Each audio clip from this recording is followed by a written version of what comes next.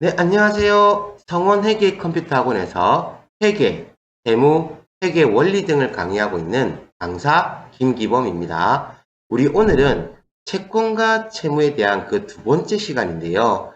오늘의 학습 목표는 회계상 거래와 일상생활에서의 거래를 구분할 수 있다와 그리고 회계상 거래를 구성 요소별로 파악하여 거래의 결합관계를 차변 요소와 대변 요소로 구분할 수 있다는 NCS 학습 목표를 달성하도록 할 텐데, 이 중에서도 채권과 채무를 구분하고 이를 적절하게 회계 처리할 수 있다가 오늘의 세부 목표가 되겠습니다. 자, 그러면 오늘은 우리 지난 차시에서 바로 앞에서 공부했죠. 뭐냐면 목재를 판매했다 막 이렇게 얘기를 했거든요. 그래서 똑같습니다. 국민목재가요 5월 1일 날 대한가구한테 목재 500만 원을 판매하고, 그리고 나서 대한가구는 차후에 지급하겠다, 10월 1일에 지급하겠다고 약속한 거래가 있다고 또 보고 갈게요. 자, 그럼 이거는 우리 앞에서 배웠어요. 뭐를요? 목재를 직접 생산하여 판매하는 국민목재는 대한가구에 목재 500만 원을 판매하고 대금은 10월 1일에 지급받기로 하다라고 하잖아요. 그죠? 그러면 국민목재 입장에서는 목재를 직접 생산해서 판매하기 때문에 뭐가 되고요? 제품 매출이라는 수익이 발생한 게 되는 거고요. 그 다음 대금은 10월 1일에 지급받기로 했으니까 아직 안 받았죠. 그래서 외상 매출금이라는 자산이 증가하는 거래. 그리고 이 외상 매출금은 채권은 채권인데 이 채권 중에서도 뭘로 본다? 매출 채권으로 본다고 이야기했거든요. 자, 그러면 이거 말고요. 또 하나가 더 있어. 되게 재밌는 놈이 하나 더 있거든요. 자, 그러면 일단 여기서 상황을 제가 좀 더 고려를 한번 해볼게요. 자, 무슨 말이냐면, 자, 여러분들 회사는 국민목재입니다. 자, 그러니까 여러분들 회사는 국민목재라고 가정을 하고요. 이 대한가구가 조금 신뢰가 없어. 자, 신뢰가 없다. 이게 무슨 말이냐면 지금까지 외상 대금은 얼마나 있고 이 대금을 잘 갚았냐? 그리고 언제까지 갚겠다고 약속을 했는데 막 질질 끌면서 막 돈도 안 주고 있다가, 자, 500만 원 받을 거 있는데 10월 1일 준다 해놓고 막 10월 말까지 기다리라 해놨다가, 그리고 10월 말 지나고 나서 11월 초에 줄게 막 이러는 거야. 회사는요, 외상 대금이 회수가 안 되면 조금 난리가 나요. 왜요? 이 돈을 받아야 이제 또 회사는 운영이 되는 거거든요. 자, 그래서 회사는 뭘 고려하냐면 대한가구가 혹은 우리 거래처가 얼마나 신뢰가 있냐 없냐 이걸 따져요. 그래서 아직 상환되지 않은 외상대금도 많고 약속된 날짜에 상환하겠다고 했는데 거래도 안 이루어지고 약속도 안 지켜지고 이렇게 된다 그러면 국민목재는 과감히 결정합니다. 뭐를? 야, 나 너희하고는 거래할 수 없어 라고 얘기를 하는 거죠. 자, 그래서 실제로도 이래요. 실제로도 회사에서는요, 그 채권, 즉 돈 받을 거 있잖아요. 그죠? 빨리빨리 안 주고 하면 속 타거든요. 그래서 좀 큰 회사들이나 이런 데는 어떻게 하냐면 아예 외상이 많은 회사들은 거래를 안 해요. 외상 대금 다 갚기 전까지는. 자, 그런 식으로 이제 이해를 하시면 돼요. 자, 그러니까 이제 급한 건 누구냐면 대한가구예요. 대한가구는 빨리 이거 목재를 구입해야 어떻게 돼요? 원재료를 투입해가지고 가구를 생산해 낼 거거든요. 그런데 이제 목재를 안 준다고 하니까 대한가구가 좀 비굴하게 들어옵니다. 저 죄송한데 나 이거 꼭 돈 갚을 테니까 목재 좀 주시면 안 됩니까? 라고 약속을 하는 게 있어요. 그게 뭐냐면 여기 지금 전자어음이라고 되어 있는데요. 옛날에는 그냥 무슨 어음? 약속어음이라고 해가지고 뭘로 발행했냐면 종이로 발행을 했었어요. 근데 요즘은 전자로 다 변환돼 가지고요. 전자어음으로 발행을 하거든요. 자, 그러면 여기서 이제 알아두셔야 될 게 뭐냐면 여기 보세요. 지금 돈을 지급해야 되는 채무자가 누구냐면 대한가구거든요. 그래서 여기 밑에 보면 발행인이 대한가구라고 되어 있어요. 그래서 대한가구가 누구한테? 국민목재님한테 국민목재 기하 이래가지고요. 자, 돈이 얼마 됐어요? 우리 오늘 거래한 게 500만 원이잖아요. 그죠? 그래서 500만 원 정 이렇게 해가지고 자, 위의 금액을 기하 또는 기하의 지시인에게 지급하겠습니다. 야, 그러니까 심지어 국민목재한테만 준다는 게 아니고요. 국민목재가 이 어음을 가지고 야 이거 누구한테 돈 줘? 하고 지시하면 그 사람한테라도 대금을 갚겠다 이 얘기가 되는 거거든요. 자, 그래서 우리 오늘 거래하는 날짜가 언제예요? 5월 1일이죠. 최초 거래가 5월 1일이라고 하면 이 대한가구가 발행하는 날짜가 언제가 되고요? 5월 1일이 되고요. 약소금을 지급하겠다. 10월 1일이 뭐라고 얘기한다? 만기라고 얘기하는데 이 만기가 여기 지급기일로 이렇게 기록되어 있는 거예요. 이 말 이해해 두시고요. 요거 꼭 기억해 두셔야 돼요. 자, 이렇게 되면 이제 뭐가 되냐면 이게 지금 어음인데 밑에 보시면 이렇게 지급지하고 지급 장소가 나와 있는 거 보시죠. 이게 어음이 굉장히 중요한 역할을 하는 게 뭐냐면 5월 1일 날 거래해서 대한가구가 발행한 약소금을 누가요? 국민목재가 받았으니까 이 전자어음은 누가 가지고 있는 거예요? 국민목재가 가지고 있는 거예요. 이 말이겠죠? 그러면 국민목재는 이 500만 원을 받는 게 언제요? 10월 1일까지 기다려줘야 되거든요. 그러면 10월 1일까지 기다렸다가 누구한테 가서 대한가구야 나한테 빨리 돈 줘 하고 이렇게 하는 게 아니라 여기 보시면 뒤에 누가 있는 거예요? 은행이 딱 버티고 있는 거예요. 버티고 있으면서 이거를 여러분들 누구한테 가져가는 거예요? 이 은행한테 갖고 가는 거예요. 자, 은행아, 요거 보이시죠?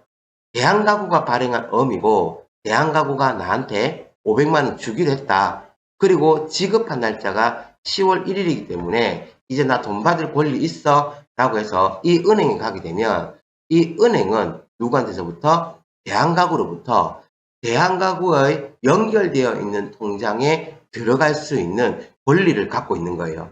그래서 기업은행이 대한가구의 연결되어 있는 통장에 들어가서 500만 원을 끄집어내 가지고 누구한테 주는 거예요? 국민목재한테 바로 지급을 하게 되는 거예요. 그래서 지급지, 지급 장소 되어 있는 거 보시죠. 그래서 이 어음이 가지고 있는 굉장히 중요한 게 뭐냐면 이 어음을 가지고 있으면 내한테 대금을 지급하는 사람이 아니라 은행에 가서 바로 그 사람, 그 회사가 갖고 있는 예금에서 돈을 뺄 수 있다라는 이거 굉장히 어마어마한 파워를 갖고 있는 거예요. 그래서 어음이 무서운 거예요. 어음은 뭡니까? 강제 집행을 할 수가 있는 거죠. 자, 그래서 이러한 어음에 대한 얘기를 지금 하고 있는 거고요. 자, 이거를 회계 처리로 기록한다 그러면 자, 어떻게 되느냐? 볼게요. 자, 여기 보겠습니다. 5월 1일 목재를 직접 생산하여 판매하는 국민목재는 대한가구에 목재 500만을 판매하고 대한가구가 발행한 10월 1일 만기 약속어음으로 수취하였다라고 되어 있죠. 자, 그러면 이 거래에서는요. 약속어음을 수취했다 그러면 이건 뭐가 되는 거예요? 당연히 나중에 내가 이 어음을 가지고 은행 가서 돈을 달라고 할 수 있죠. 그래서 국민목재 입장에서는 나중에 나 돈 받아야 될 거 있어 라고 기록하는데 이게 뭐가 된다? 받을 어음이에요. 그래서 이 약속어음, 전자로 발행했든 종이로 발행했든지 이 약속어음은 이름이 약속어음이라고 기록하는 게 아니라 돈을 받는 입장이죠.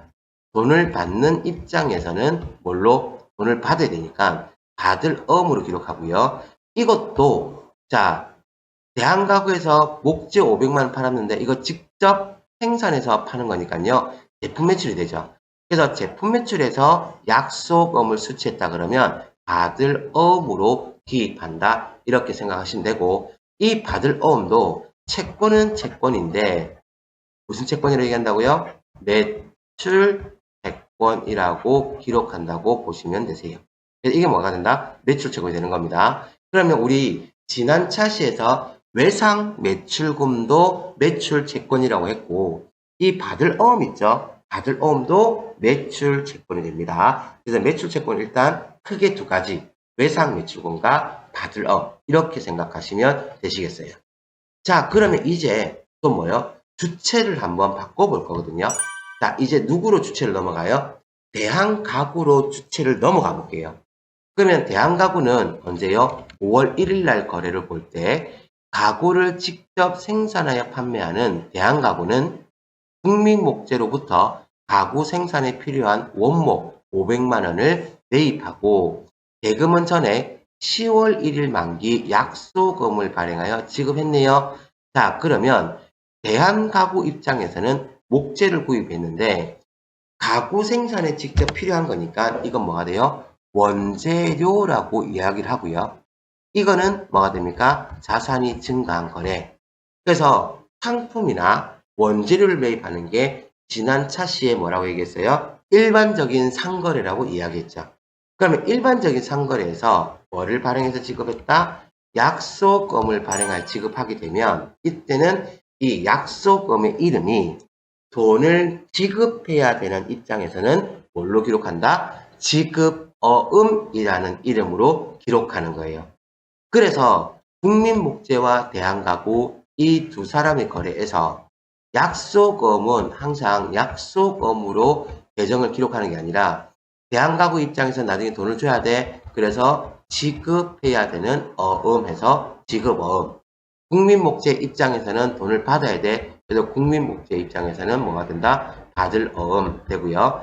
이 받을 어음은 매출 채권에 포함되는 거고 지급 어음도 어디에 포함된다? 매입 채무에 포함되는 게 돼요. 그래서 외상 매출금과 받을 어음을 합쳐서 매출 채권이라고 얘기하고요. 외상 매입금하고 지급 어음을 합쳐서 매입 채무라고 이야기를 하게 됩니다. 자, 이제 사례를 통해서 한번 알아볼 건데요. 자, 사례 1번입니다. 5월 2일 당사는 부천상해에 상품 70만을 판매하고 대금은 부천상해 발행 약소금을 수취하였다라는 얘기가 있고요. 자, 그 다음 하나 더 볼 건데요. 사례 1-2번입니다. 5월 2일 당사는 부천상해에 상품 70만을 판매하고 여기까지는 위랑 밑에 같죠? 대금은 동사 발행 약소금을 수취하였다. 자, 위에 거요. 부천상해 발행 약소금을 수취하였다. 지금 요 내용 빼고는 요거 빼고는 지금 두 개가 사례가 다 똑같거든요. 예, 이거 같은 얘기예요. 자, 그런데 여기서 뭘 여러분들에게 이야기하고 싶어서 이 얘기를 하고 있냐면요. 자, 요거를 이해하셔야 돼요. 뭐냐면 자, 여기 앞에 보면 자, 당사는 부천상해에 상품 70만을 판매하고 대금은 부천상해 발행 약소금을 수취했다는 얘기를 이때 부천상해가 두 번 중복이 되죠. 이렇게. 그래서 이렇게 중복되게 쓰는 걸 별로 안 좋아하기 때문에 앞에 언급한 회사 있죠? 요 부천상해. 이거를 다른 말로 동사 발행이라는 얘기를 써요. 이 동사라는 얘기는 문맥상 앞에 언급한 우리 회사 말고, 네, 우리 회사 아니에요. 우리 회사가 아니라 문맥상 앞에 내가 언급한 회사, 그 회사가 발행한 약속음을 수취했다가 동사 발행 약속음이다라는 얘기거든요. 동사라고 얘기하게 되면 여러분들 뭐라고 생각하시면 돼요? 거래처다라고 생각해 주시면 되세요. 그래서 자, 우리 당사라고 얘기하잖아요. 그죠? 당사는 일단 무조건 하고 우리 회사예요.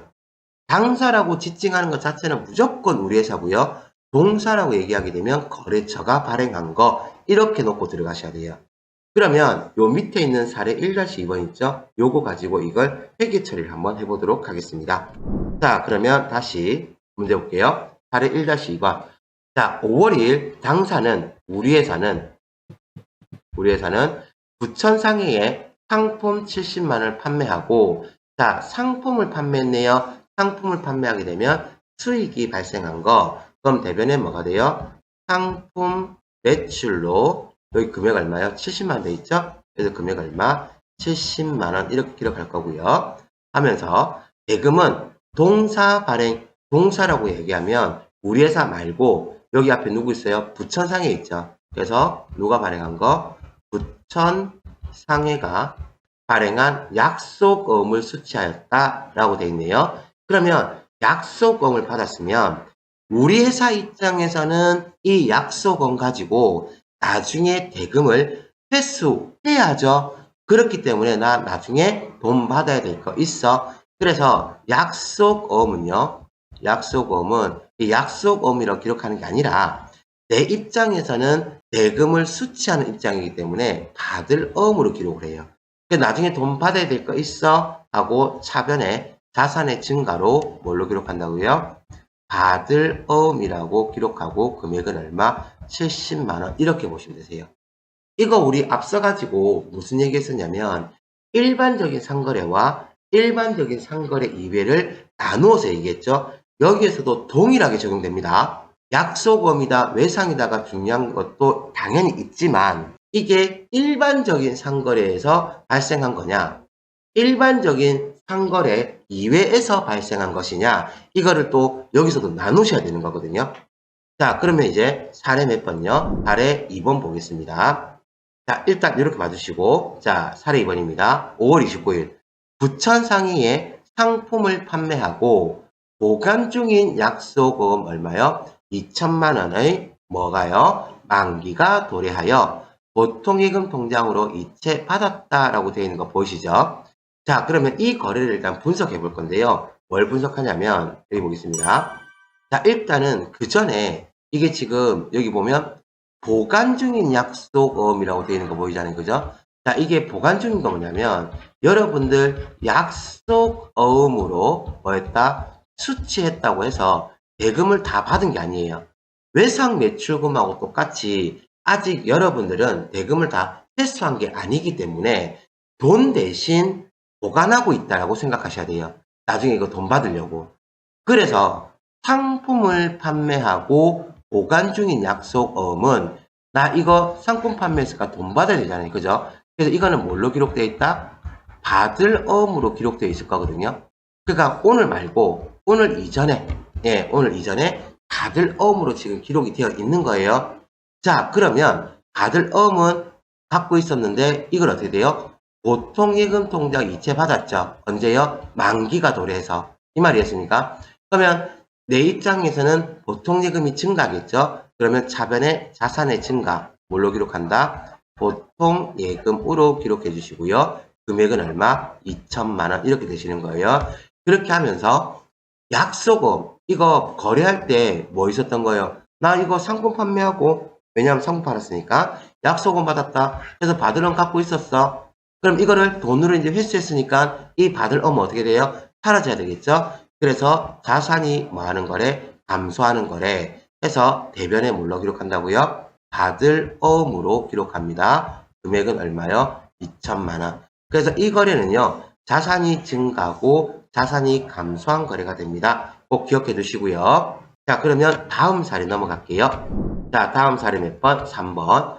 영업부에서 업무용으로 사용하던 복사기를 미리네 상사에 80만 원 처분하고 대금은 동사 발행 약속금으로 수취하였다라고 되어 있죠. 자, 일단 또 뭐를 거래를 한번 분석해 볼게요. 자, 일단 영업부에서 업무용으로 사용하던 복사기 이건 뭐가 되고요? 이건 비품이 되는 거죠. 왜요? 판매 목적이 아니니까.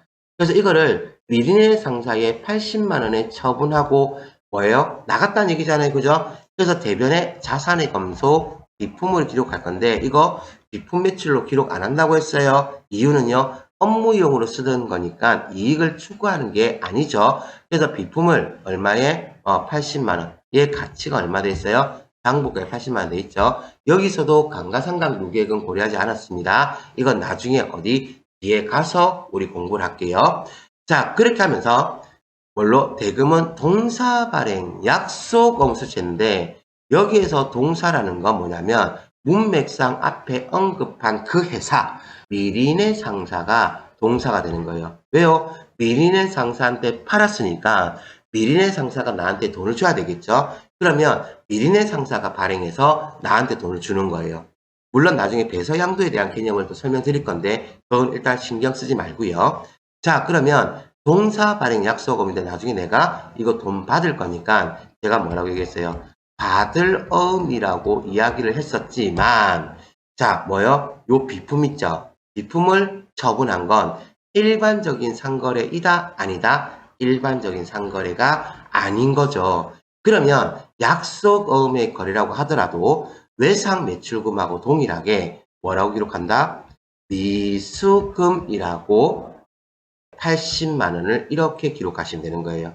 그래서 이거는 자산이 증가하고 비품이라는 자산이 감소하는 거래 이렇게 봐주시면 되겠습니다. 다음 사례 몇 번요? 4번 보러 갈게요. 자, 사례 4번입니다. 자, 5월 29일 부천 상해에 비품을 처분하고 받아 보관 중인 약속음.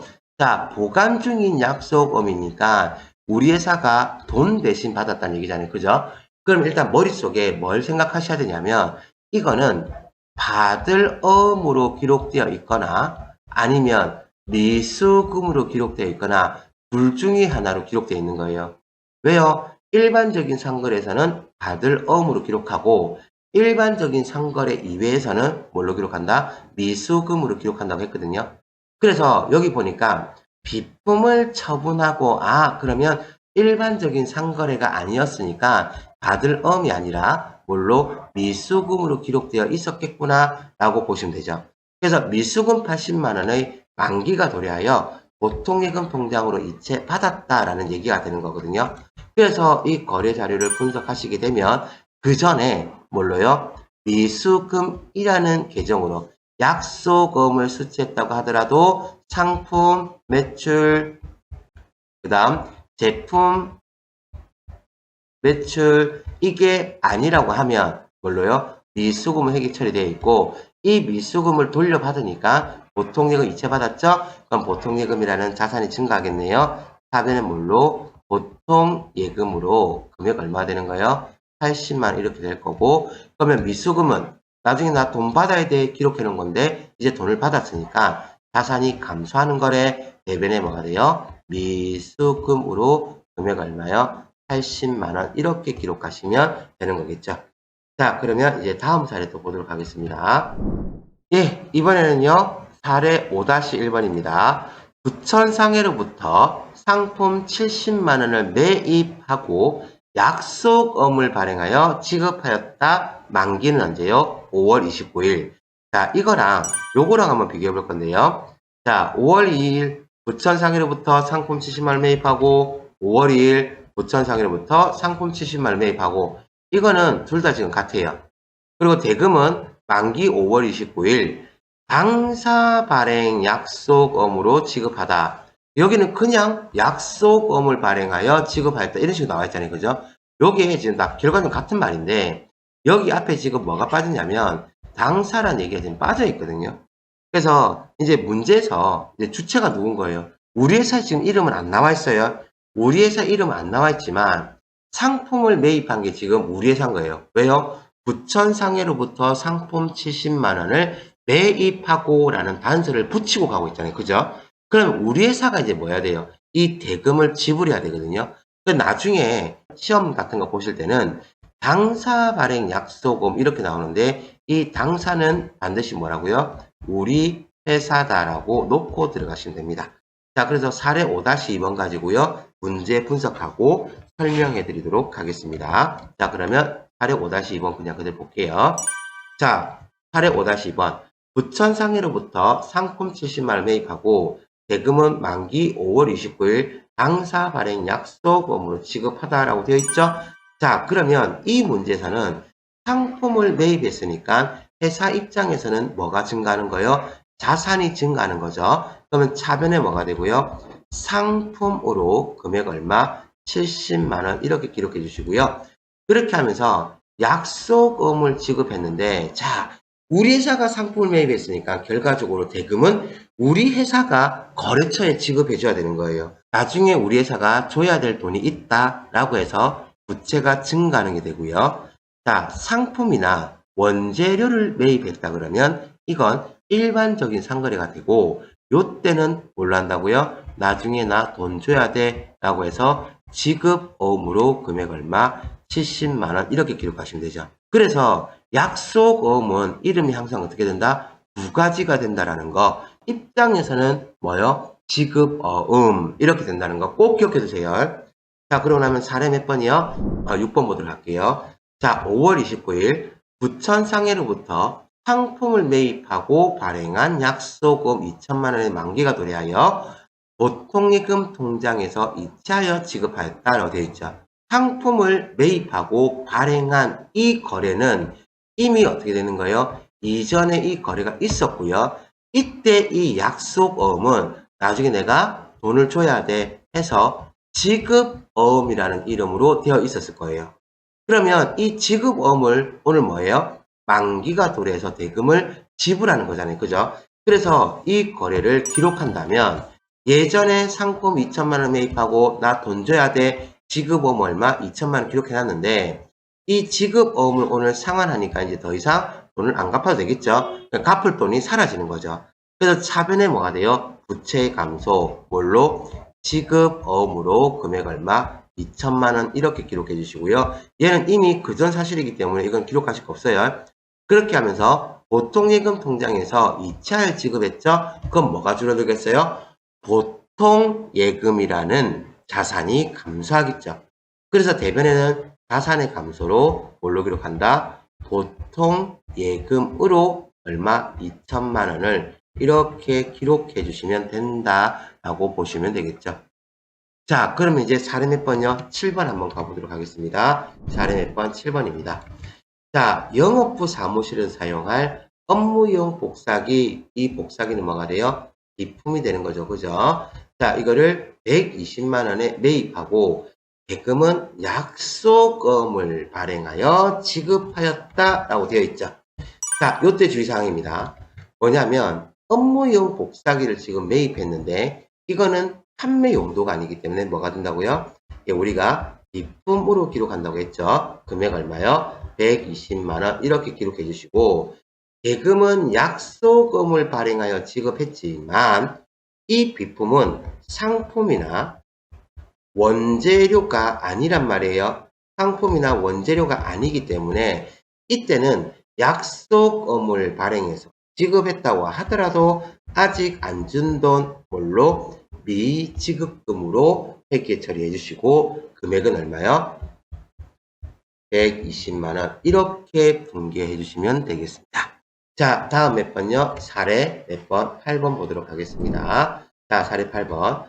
5월 29일 부천 상해로부터 비품을 매입하고 발행한 약속어음의 만기가 도래하여 보통예금 통장에서 2차에 지급했죠.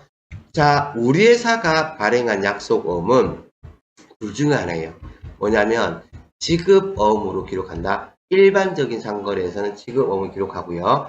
일반적인 상거래가 아니면 미지급금으로 기록을 하는데 앞에 뭐라고 됐어요? 비품을 매입하고 그럼 이 비품이라는 건 일반적인 상거래가 아니죠. 네, 일반적인 상거래가 아니니까 뭘로 되어 있다? 지급어음이 아니라 미지급금으로 분개가 되어 있었다. 그래서 그걸 오늘 보통예금 통장에서 2차 지급하는 거죠. 자, 그래서 이 거래는요. 그 전에 비품 50만원, 미지급금 50만원 있었던 거래인데 이 거래에서 오늘 보통예금 통장에서 2차에서 지급하니까 오늘 5월 29일의 거래는 부채가 감소하는 거래요. 뭐래요? 답변에 미지급금으로 금액 얼마? 50만원 이렇게 기록해 주시고요. 그럼 자산이 감소하겠죠. 왜요? 보통예금 통장에서 2차에 지급했으니까 자산의 감소, 대변의 뭘로? 보통예금으로 금액 얼마? 네, 50만원 이렇게 기록해 주시면 되겠습니다.